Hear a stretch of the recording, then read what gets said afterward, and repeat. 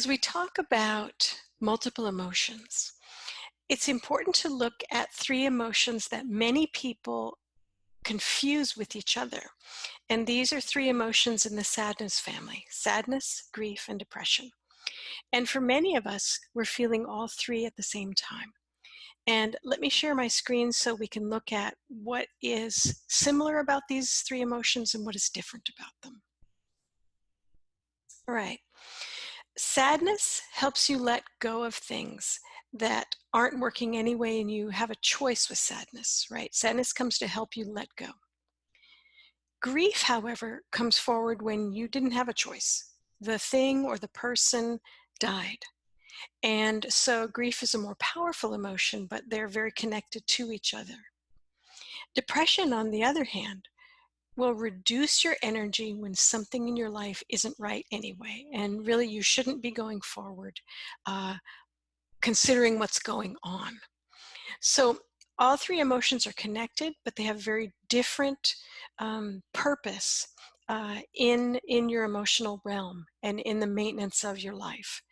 So with sadness, for instance, as we are dealing with sheltering in place, we're all letting go of things that used to be important, like wearing outdoor clothes all day or having to have a schedule, right? We're having choices about what we can let go of. But there are also things that require our grief because we may have lost access to people we love. We may have lost access to our job.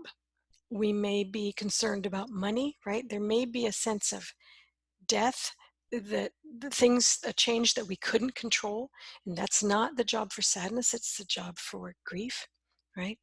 And also we may be having preemptive grief about the possibility of illness and death that we are hearing all over the world. So grief has a very important purpose here. And there is a longer video on grief and on sadness and on depression that you can go and watch so you can get a handle on each of these emotions. But I want you to know it is normal and it is necessary for all three of them to be working together. Same with depression. You may be feeling depression because there is something wrong or off in your life, right? You are being held back by the situation, and that in itself can be depressing.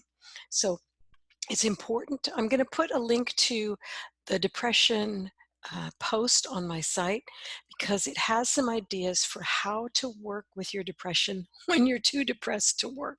Okay, so there are ways to work with each of these emotions, and there are ways to work with all three of them together. Right? You can do this.